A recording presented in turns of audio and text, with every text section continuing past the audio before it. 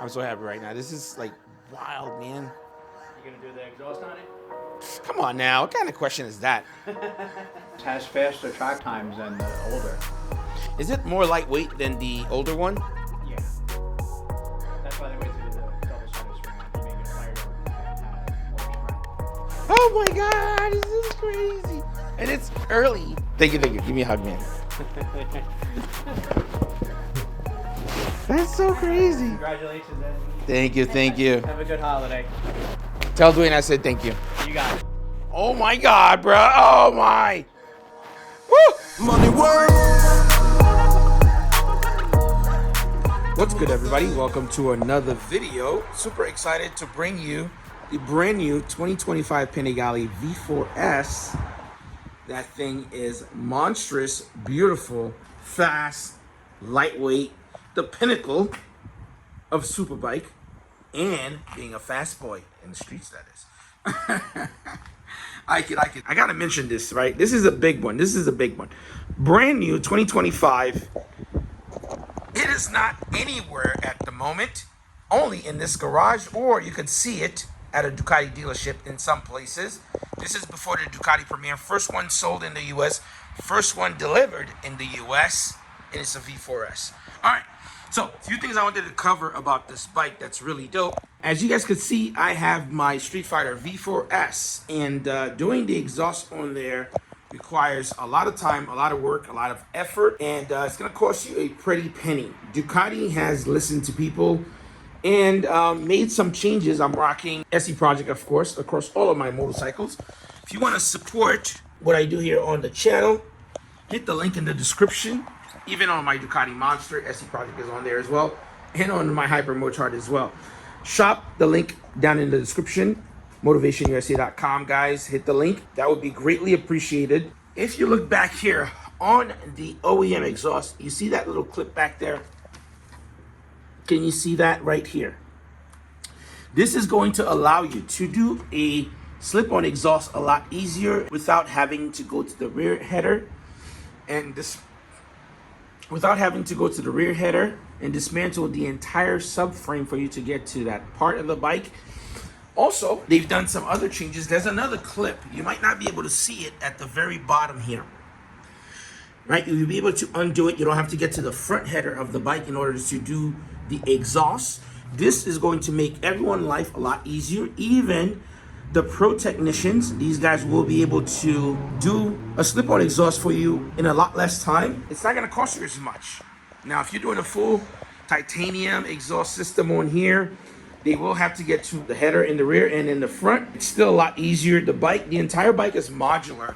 And then again, we're getting a lot of criticism regarding the fairing and that the shark fins are gone, guys. There's a lot of people that are just into aesthetics when it comes to these super bikes. And you have to remember, what's the name of the game with super bikes? It's being fast, being efficient, and being lightweight, right? And also dispersing heat. One of the big things a lot of people are not talking about that Ducati did, and it's a great idea. I know there's a lot of complaints, the shark fins are gone, blah, blah, blah. But the way this design is done, it's not just for aesthetic, it's not just for looks. This is designed to dissipate heat efficiently, quickly, and allows you to have more seat time, ride longer. The modular pieces of the fairing allows you to take the bike apart easily, quickly, especially if you're doing track. Keep in mind, those shark fins did look cool, they dissipate heat, but as time went by, Ducati figured out there's a better way of doing things. The way they have this cut out, all of these ports are gonna allow the bike to breathe a lot better. That means more seat time, less heat, less burning sensation. And again, you could see you could fit your entire hand into here, guys. All right, on each one of these pockets, it's designed to allow heat to go through the bike. You also have these channels that's running all through the bike, all the way through the subframe. There's two exhaust vents behind here that's gonna allow the bike to basically push out the hot air, all of the heat that's coming from the rear header, to not heat up your inner thighs like we usually talk about or hear about on a Ducati, guys. Even if you look on the tank, there's like these little vents on here as well to allow airflow to go through. The bike not only looks good, it's designed to be efficient. And that's one of the reasons why I waited so long to get myself a Panigale V4S. It wasn't a matter of could I have gotten it. I know a lot of people tend to look at things a certain way. Well, you got a Monster, you have Hypermotor, you have this, blah. There was a reason as to why I waited for this motorcycle. I want it to be right. I want it to be something I'm going to enjoy. And I'm the kind of person, when I do invest into something, I don't want this to be like a bike where every now and then I ride it due to the fact that it's uncomfortable. I want to know the money's going somewhere where I'm going to enjoy it. I'll be able to ride it as far as I want. And that's why you saw that I waited this long. Now, let's look on the opposite side of the bike as well. Same thing. A lot of heat dissipation ports on the side of the bike. You have a giant heat shield here, guys. I mean, their focus was not just technology, lightweight, making sure the power could stay down. They really considered a lot of key things that's going to allow this bike to contend with some of the incredible motorcycles that's out at the moment. We're talking about your M1000RR. And I do believe this is one of the reasons why you're seeing the dual swing arm making its appearance on the V4S.